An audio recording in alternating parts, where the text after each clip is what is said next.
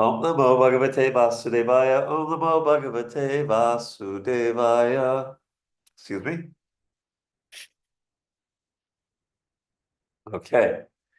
So Srimad Bhagavatam, Canto 10, Chapter 77, verse 31. Okay, so let us begin.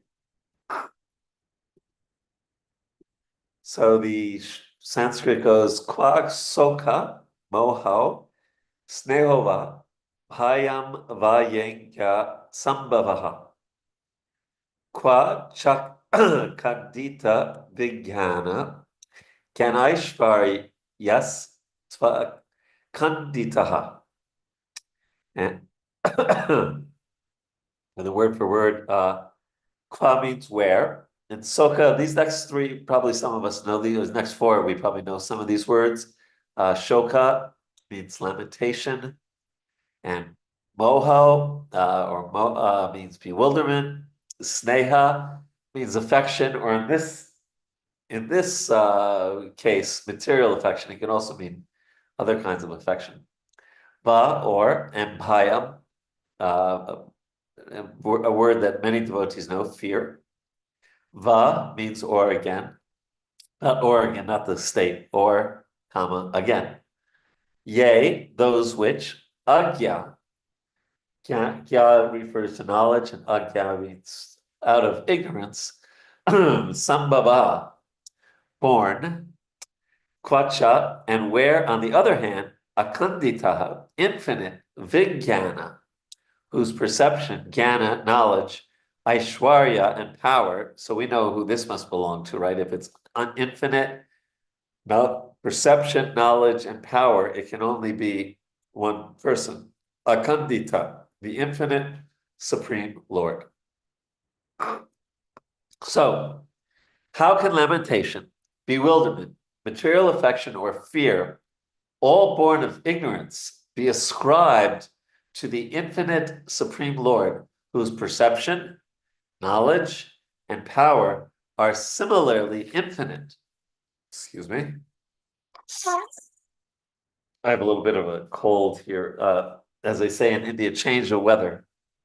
So it's gotten a little cold in the mornings here in Govardhan. Srila Prabhupada writes, lamentation, so I get this is obviously from someplace else in his writings. Srila Prabhupada writes, lamentation, aggrievement, and bewilderment, probably Krishna book, are characteristics of conditioned souls. But how can such things affect the person of the Supreme, who is full of knowledge, power, and all opulence? Actually, it is not at all possible that Lord Krishna was misled by the mystic jugglery of Salva. He was displaying his pastime of playing the role of a human being, and which is the hardest of all of the avatars. Of course, Krishna is the avatari, the source of all avatars. But his Nara Lila, in many ways, is the hard. I mean, it's not so easy to understand Varaha coming out of the nose of Lord Brahma and picking up, and being in the form of a boar and all that. But even harder is to understand, in some ways, Krishna. All the great Bhagavatam commentators conclude that grief, illusion, attachment, and fear, which arise out of ignorance of the soul, can never be present in the transcendental dramatic pastimes enacted by the Lord. Srila Jiva Goswami gives many examples from Krishna's pastimes to illustrate this point. For instance, when the cowherd boys entered the mouth of Aghasura, Lord Krishna was apparently astonished. Similarly, when Brahma took away Lord Krishna's cowherd boyfriends and calves, the Lord at first began to look for them as if he did not know where they were. Thus, the Lord plays the part of an ordinary human being so as to relish transcendental pastimes with his devotees. One should never think the personality of Godhead is an ordinary person, as Sukadeva Goswami explains in this and the following verse. Om Ajnana Timanandasya Jnananjana Shalakaya Chakshurun militam yena tasmai Shri Gurave Namaha. Panchakalpa tarubhyascha kripa sindhubhyevacha patitanam bhavanebhyo vaishnavebhyo namo namaha. Jai Shri Krishna Chaitanya Prabhu Nityananda Shri Advaita Gadadhar Shivasari Gaur Bhaktivinoda Hare Krishna Krishna Krishna Hare Hare Hare Rama Rama Rama Hare Hare. So I first met the devotees in 1976, and I got to see Srila Prabhupada in New York Rath Yatra. Actually, maybe later I'll show you a picture of. I had what they call a Jufro out to here, and I was pulling the Roth cart and made a picture of me made it into BTG that year. Anyway, then I went to college. So I didn't join the temple at that time. I went to college in Ann Arbor, Michigan. And I won't mention who the temple president was, but I wanted to drop out of college and move into the ashram. And my mother said that she was going to commit suicide if I moved into the temple. So this devotee said, that's fantastic. She'll die thinking of a devotee. And me in my naivete said, okay. And I joined the ashram. My mother didn't kill herself. As a matter of fact, my mother, as it ends up, she left her body in Vrindavan Dham. Many years later after that, 25 years later. But anyway, my point is that as this verse is saying about lamentation, bewilderment, material affection, fear, we were really down on those things. Any kind of attachment. There was a lot of what we would say, is gyan. Gyan is not a negative thing. Krishna talks about gyan a lot in the Bhagavad Gita. For example, verses 11 to 30 of the second chapter of the Gita is gyan. It's knowledge of the difference between the body and the soul. Many parts of the last 6 chapters of the Gita are also gyan. And gyan is important, right? We go out every day and talk to people and say, you're not your body, and we talk about how, janma mrityu jara vyati dukkha doshanu darshanam, that birth, death, disease, old age, these are the realities of life. Anityam asukam loka dukkalayam ashashvatam. Everything is temporary and miserable. And sometimes we say it with more conviction, and sometimes we say it with less conviction, depending on our realization and maybe what the material world is, what hand we've been dealt at that time in our life. And that has helped many a devotee, because for most people in this world, we're at one way or the other absorbed in sense gratification. So Gyan tells you, don't do that. Don't waste your time. Don't waste a second. Don't waste your time trying to connect the senses with the objects of the senses. What's that verse? Yehi sangsparsa bhoga dukkha yonaya evate. They give birth, dukkha yona, they give birth to dukkha, trying to connect the. And we've heard on many classes, right, over the years, on this point. Don't try to enjoy it. There's no enjoyment in this material. Now, the challenge with that is if you don't add the rest of the sentence, I'm not this body, I'm spirit, soul, okay. But what am I? I'm part and parcel of Krishna. Who's Krishna? He's this loving person. I have this connection. Sometimes we sometimes have emphasized the Gyan part without the bhakti. And that can make the heart hard. And for developing our love for Krishna, we need a soft heart. And that's tricky because we're meant to renounce this world in the sense of not see it as a place for our enjoyment. And well, the example that's given, right, is if you find a wallet on the street. Right, you've heard this example, I'm sure many of you have before. And you have basically 3 choices, probably more than 3, but 3 main choices. One is you take all the money out and you put it in your pocket and you walk away. Maybe if you're a little nice, you drop the wallet in the mailbox, right?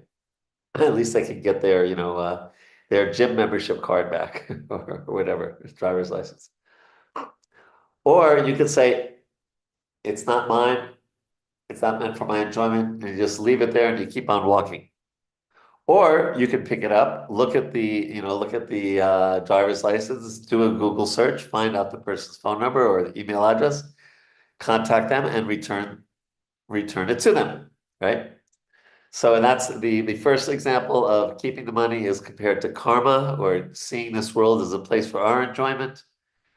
The leaving the wallet where it is jnana, and finding to whom it actually belongs, that's bhakti, right? That's because seeing this world as a place for Krishna's enjoyment. So that is so Rupa Goswami has made this beautiful way of helping us be renounced without the hard-heartedness. Say that 5 times fast, right? And that is by seeing everything, ultimately the Krishna Sambandha, the connection with Krishna, and really trying with our heart on a regular basis, as much as we can, to be sincere. And sincerity in bhakti means I'm doing this for Krishna's pleasure. I'm doing this for the devotee's pleasure. I'm doing this for my spiritual master's pleasure. I'm trying to please, I'm trying to serve, I'm trying to, and with, there's Chesta Rupa and Bhava Rupa. Chesta Rupa means the activities of devotional service, and Bhava is the mood. And, we can get away with, fake it, we can kind of do the externals. And after you've been around a while, you can fake it pretty well. But Krishna also really wants to taste our devotion, the Bhava Rupa. So, I thought in this regard to talk a little bit about Bimala Mangal Thakur. So many of you know this story, but there's some other parts of the story. And considering time is not a whole lot, I'll try to talk about it in brief.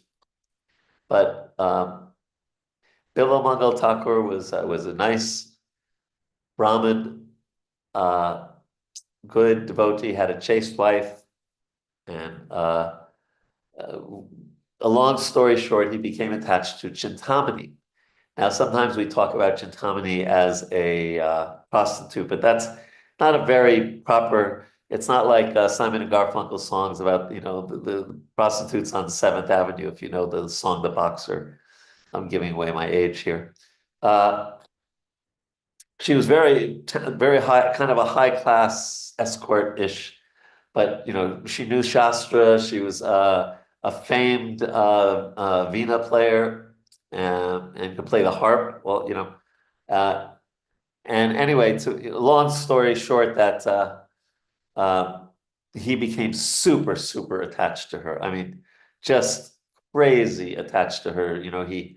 He was at his father's funeral, and he just practically couldn't wait till it was over, and he dashed off to see Chintamani, even though it was a torrential rainstorm, and he probably would have died trying to cross the river to get to her place, but he dived into the water anyway. And as he was about close to drowning, he grabbed onto a log, which actually wasn't a log, but it was a dead body, and that body got him to the other side. And then he thought there was a rope to climb over the wall to get into her house, but it was actually a snake. Anyway, he somehow or other made it there. And Chintamani said, if you had this much eagerness to see Krishna, like you did to see this bag of bones and mucus and bile and etc., then you'd be a great, great devotee. And that clicked in his in his heart. And he again, long story short, he renounced his enjoying spirit, took to bhakti, wanted to go immediately to Vrindavan. And Chintamani also renounced her life. She went to Haridwar. And I think many of us have had this experience at some time in our life. It clicked, right? And Krishna consciousness bhakti made sense to us. And we may have done even some dramatic things. Like when I look back in the 70s and think, God, what was I thinking when I just like dropped out of school and why didn't I finish school anyway? And I can't believe I did that. And then I just, traveled around America, doing Sankirtan, anyway, now when I look back at it, it's like, wow, I actually did that, huh? But something clicked and we took to devotional service, as is the case with Bimal Mandal Thakur, which wasn't his name at that time. Uh, he didn't have the Thakur at the end yet. Um, the backstory, again, to keep it short, but just that, we also have our backstories. And his backstory was he was a sadhu in his previous life, and he had a strong, strong desire to feed sadhus, a very strong desire to feed sadhus. And but he didn't have any money. So there was a funeral procession of a young the king's daughter, and they bury if she was young and she died untimely at a young age, so they don't cremate a young body. They bury her, and he saw that she had all these priceless jewels around her during the procession. So he came up with the idea that he would excavate the body and take the jewels. And as he was doing this, the voice of the young girl spoke to him and saying, "What are you doing? This is so irreligious."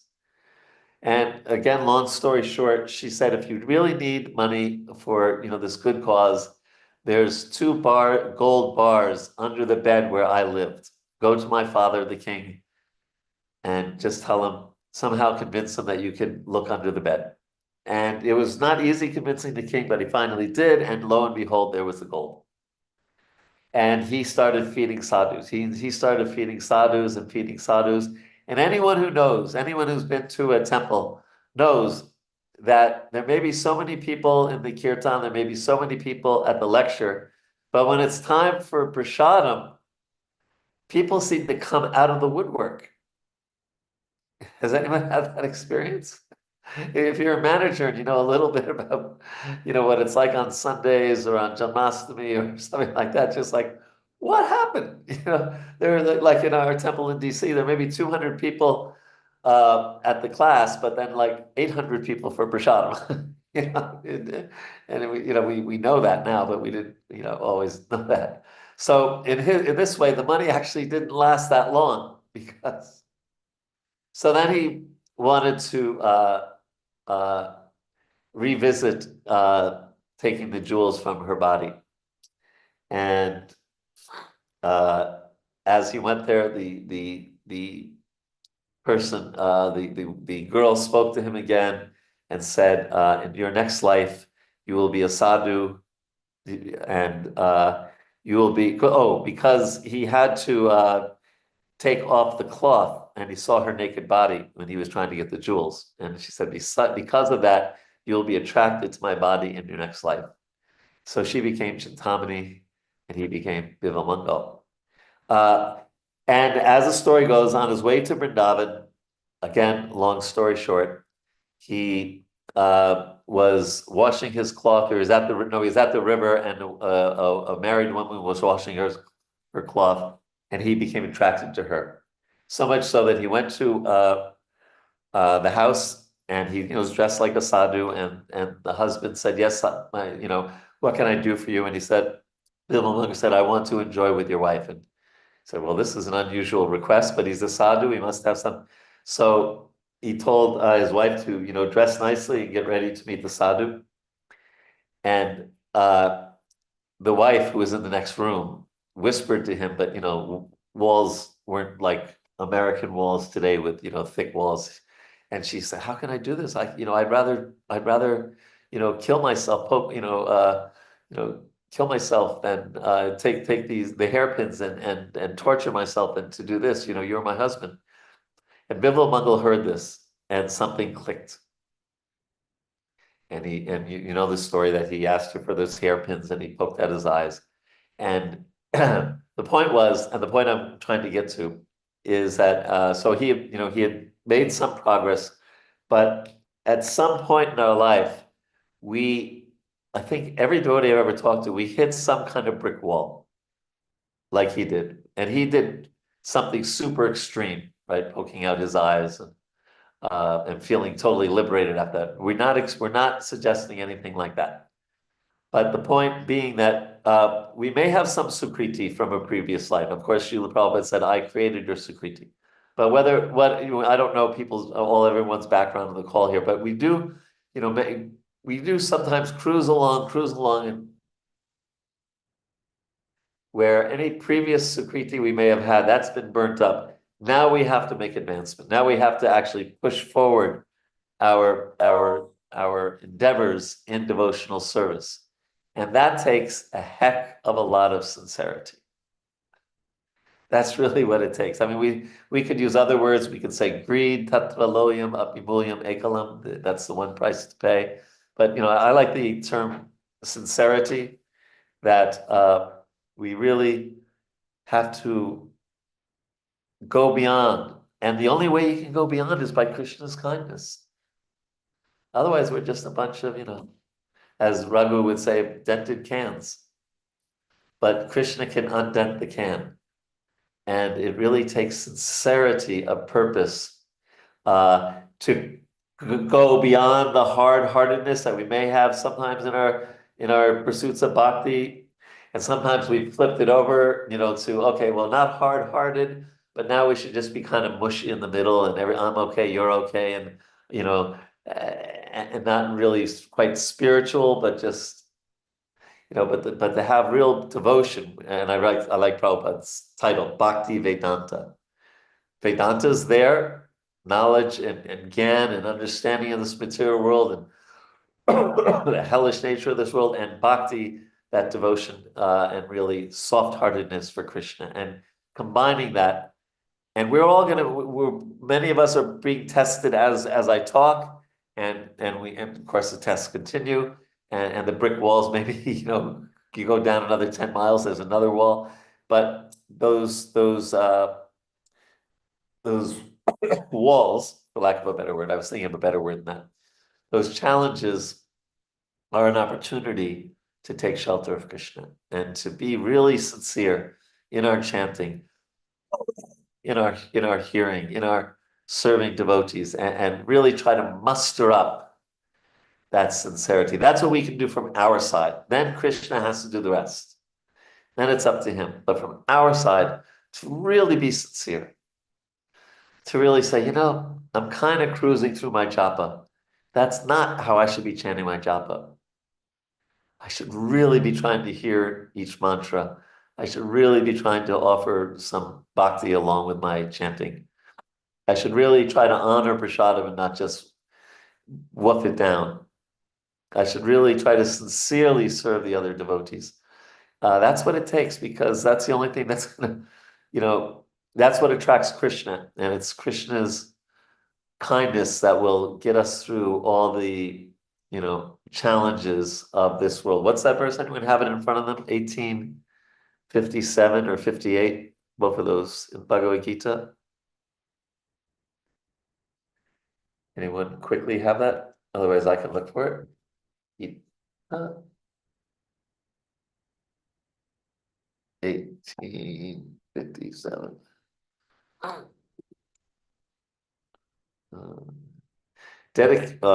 This is a different, anyway, Chaitasa Sarva Karmani Mayi Sanyasya Mapara Buddhi Yogam Upasrita Machchita Satatam Bhava. This translation is: dedicate your every activity to me, making me your supreme goal, taking shelter of Buddha Yoga, keep your consciousness absorbed in me. And if you don't do that, the next verse says, well, you're in trouble. So, comments, questions, thoughts? What do y'all think? I mean, I wish I could tell the Bimala Mangal story much more. It should be a very, very inspiring story for us, because he became a great, great devotee. I mean, Krishna Karna, the books that he's written were just amazing. All right. Can you hear me okay? I can't hear you very well, Prabhu. Hare Krishna. Yeah. That's better. That's better. Thank you for the class. We love to hear from you because of you. You're such a good devotee and you speak with such clarity.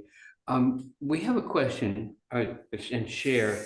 Somehow or other in my life, Krishna's given me several times, I think 4 times altogether, which is just can't possibly be an accident, when I found a wallet. Wow. Well, I mean, 4 different times, we've traveled all over and been out to different events and collecting donations. And you offered 3 different possible options. But there were 2 other options that we could consider. Since it happened again and again, I was able to respond differently at different times. One of them was, oh, Lakshmi. Well, this is Sita. Lakshmi goes to Krishna. I'll just turn the Lakshmi into the temple and it will be used to produce books and support, Lord Chaitanya's mission. And this person who somehow other Krishna arranged that he lost this, he will benefit indirectly because it's going for a good cause. That was one option. Just give it to the real owner. Another time, Right. I actually found the owner and gave it to him. But then another time I was thinking, well, what's he going to do with that?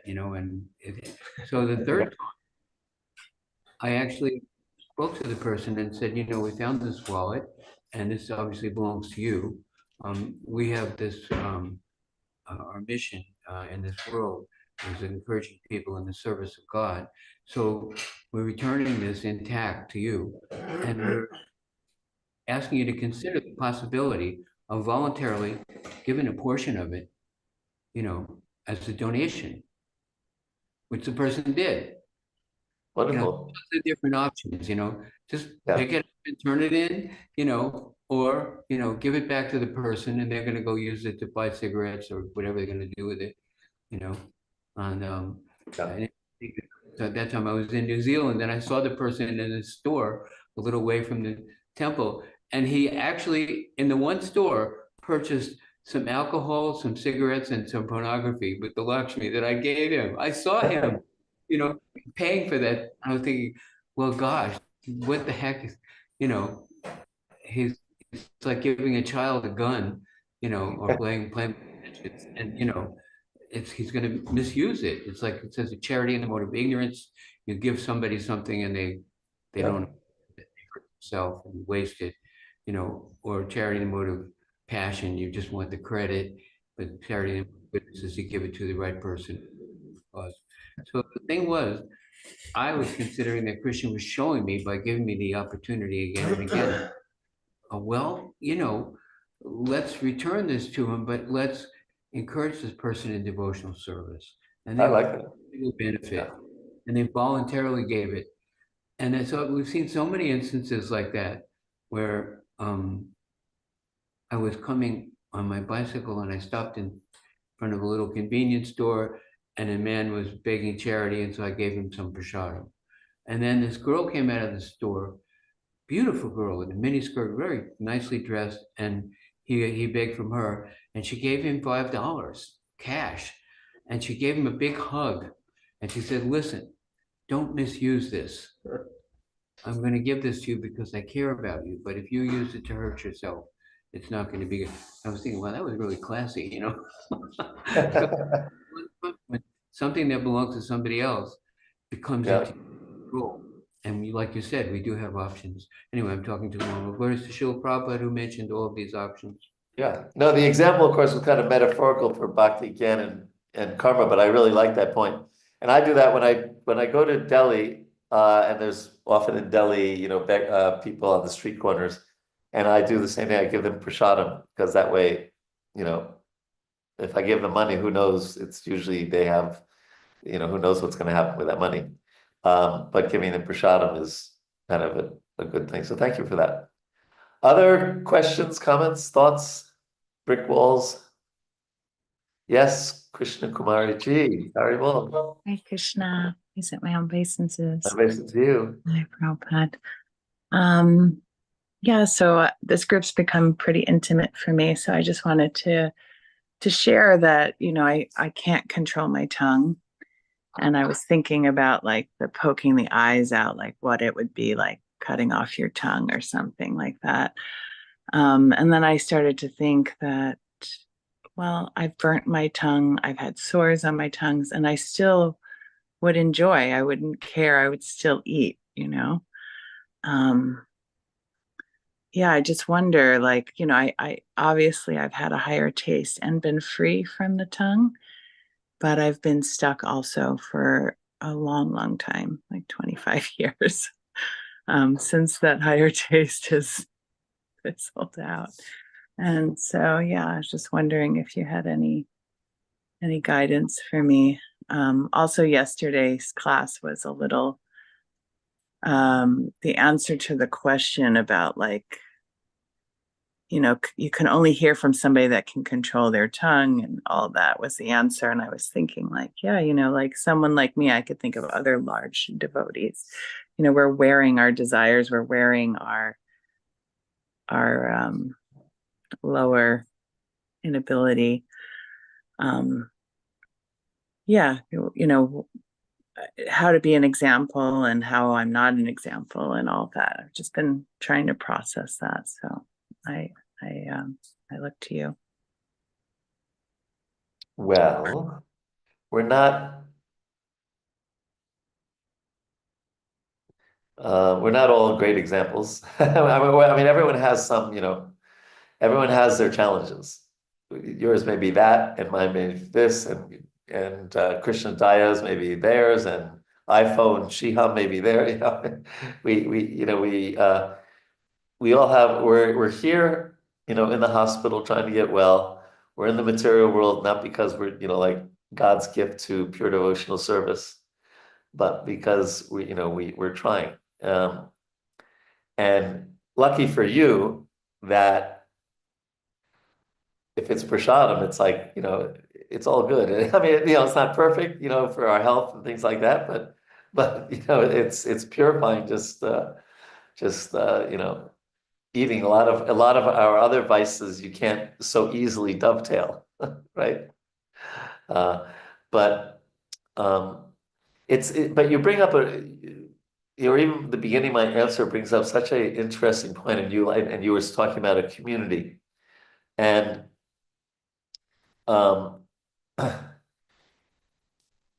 it's such it's such an interesting thing about developing real Vaishnava community, or that's real. That's to assume there's unreal ones, but communities that are really helping their members. Yeah. And it's this combination of on one level, acceptance. And yeah, we're, again, quoting, I just always thought Raghunath's example of dented cans is a good one, right? Yeah, we're dented cans. And then not accepting our dented canness as the norm, but helping each other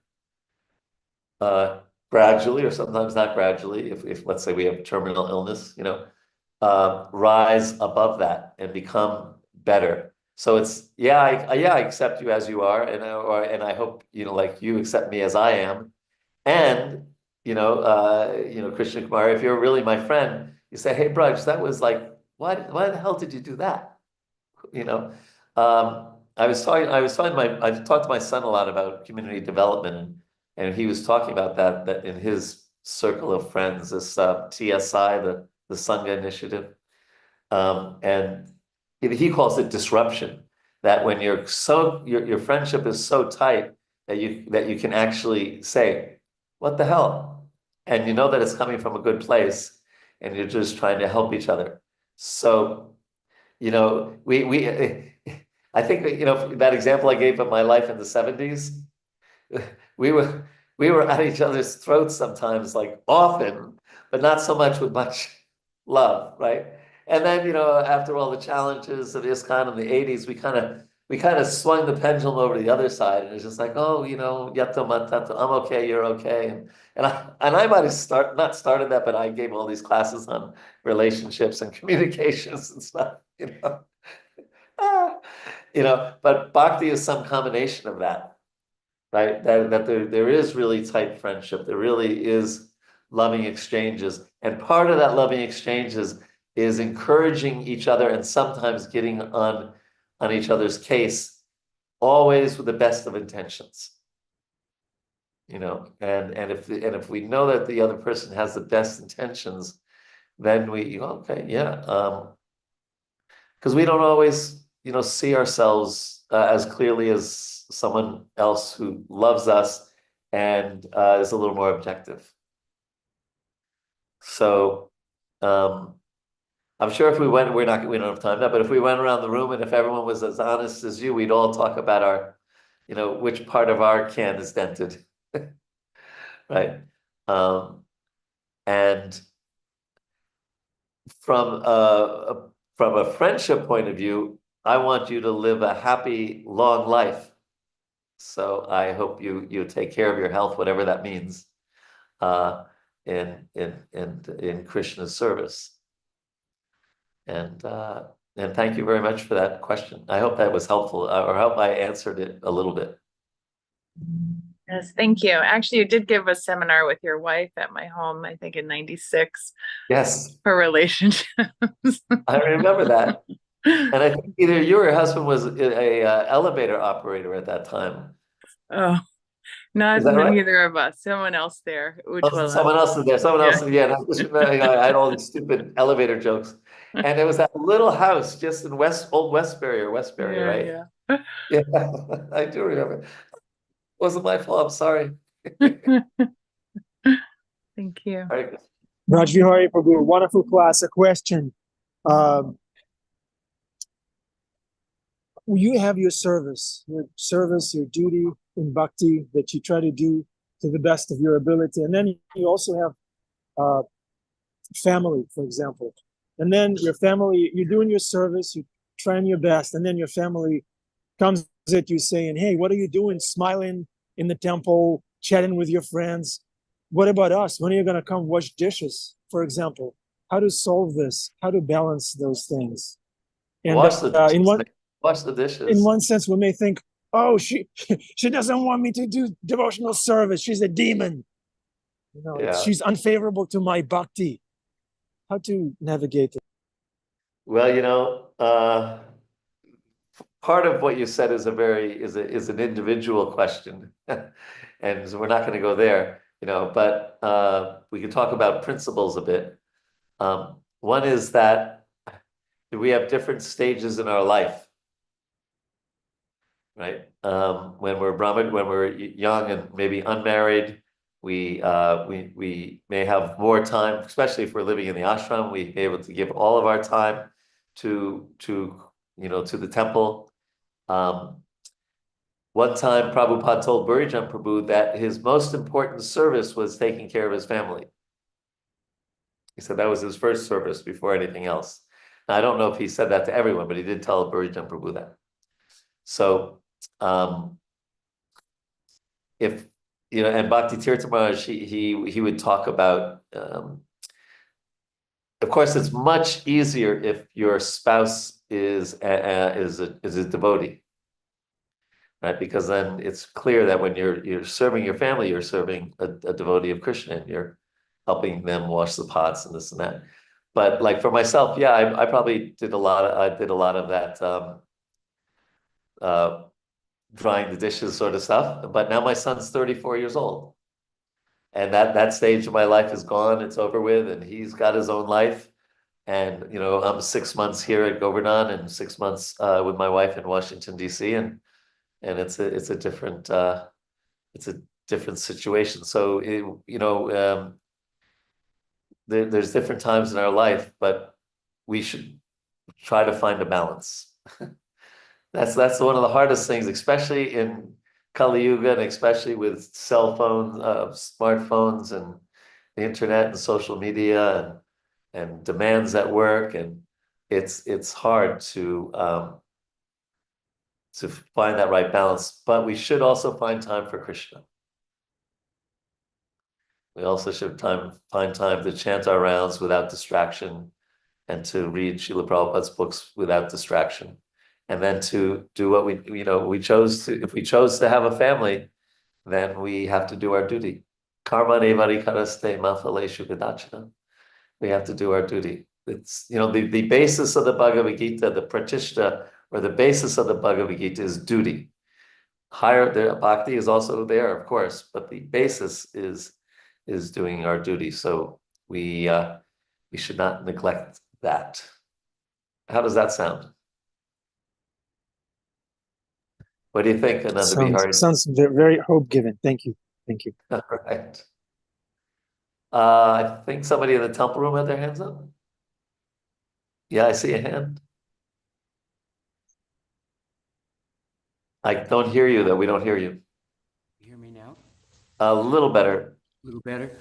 Yep. A wonderful question, a very important question. And always, when we're trying to make a decision, we can say, Lord, what do you want me to do? And the answer to very quickly here, Bhima drove all the way to Vrindavan, like 9 hours to see Radhanath Swami, because he said, Maharaj, I need a mission. I need you to give me some instruction what to do. And it was a long story, but he finally got to the answer several days later. And Radhanath Swami said to him, I want you, if I tell you what to do, will you do it? Will you take it seriously? Like, I guess. Yeah. And Maharaj said, I want you to make your wife happy. And he said, I remember that. I wanted to do that. I endeavored for that. But now my wife is engaged in devotional service and she's happy. And that's the only way they'll ever really be happy. Of course, toward that has to be done, depending on time and circumstance, moment by moment. But if that's where we know where we're going, we're trying to encourage someone in devotional service to Krishna, then that solves everything, It's the only way. You can give them lots of saris and bangles and, whatever, an extra big house or a car or lots of Lakshmi. But until that person is engaged in devotional service to Krishna. So make her wash the dishes. Yeah. Well, my wife is a temple president, so she's happy when I go to the morning program. So, Nice.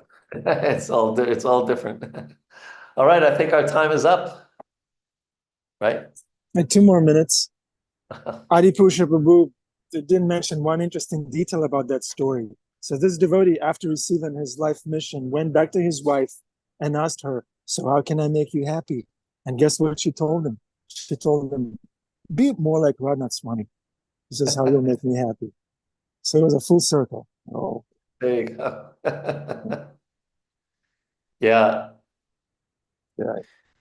Yes. Well, I see. Somehow I've been thinking of Bimala Mangal Thakur lately, and his so inspiring.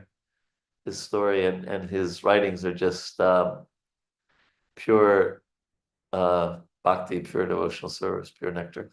So I encourage. Prabhupada actually writes about his books. In Prabhupada's books, he writes about Krishna Karnamrita. Beautiful book. All right. Thank you, Vraj Vihari Prabhu. Thank you.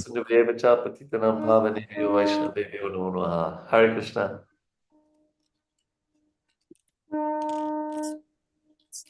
Hare Krishna. Okay, darshan time. Thank you.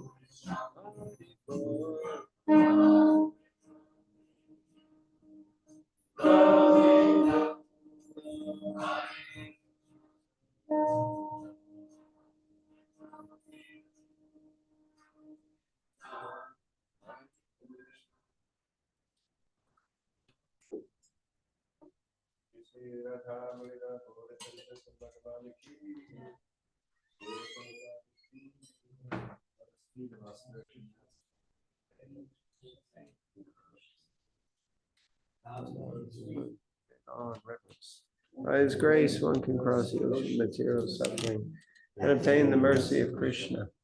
My only wish is to have my conscience purified. The words of him from the lotus mouth. He opens my darkened eyes and fills my heart with transcendental knowledge. He is my Lord, birth after birth. From him ecstatic prema emanates. My ignorance is destroyed. Vedic scriptures sing in this character. Our spiritual master is the ocean of mercy, the friend of the poor and the Lord and master of the devotees. O Master, be merciful unto us. Give us the shade of your lotus feet. May your fame be spread all over the three worlds. Jai.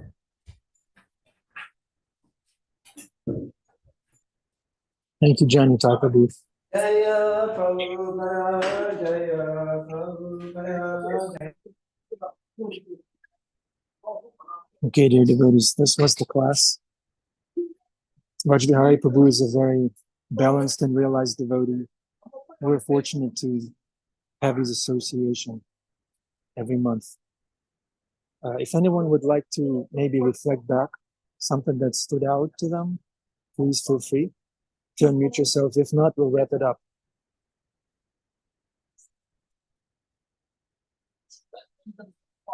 I've seen everything. I've seen Joshua Prabhu's bathrobe. My day is, the yoga is complete. I've seen it. Thank you, Joshua Prabhu. It's very inspiring. I always think of renunciation when I see you. So yeah, I should be more austere, give more to Krishna, leave less for myself. When I see your bathrobe, Joshua. See, that's because Bhima Prabhu is not here. I have no one to tease. So please forgive me. Yeah. Okay. All right, Karen. Is Isaiah ready?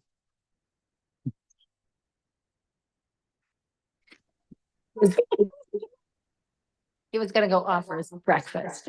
Yeah, he was controlling his tongue, and Annabelle was controlling her tongue during class, during darshan, by eating. That's how you do it. You control your tongue by taking prasadam. Okay, dear devotees, thank you so much for tuning in, for tolerating us. Thank you. Thank you. Hare Krishna. Have a wonderful day. Take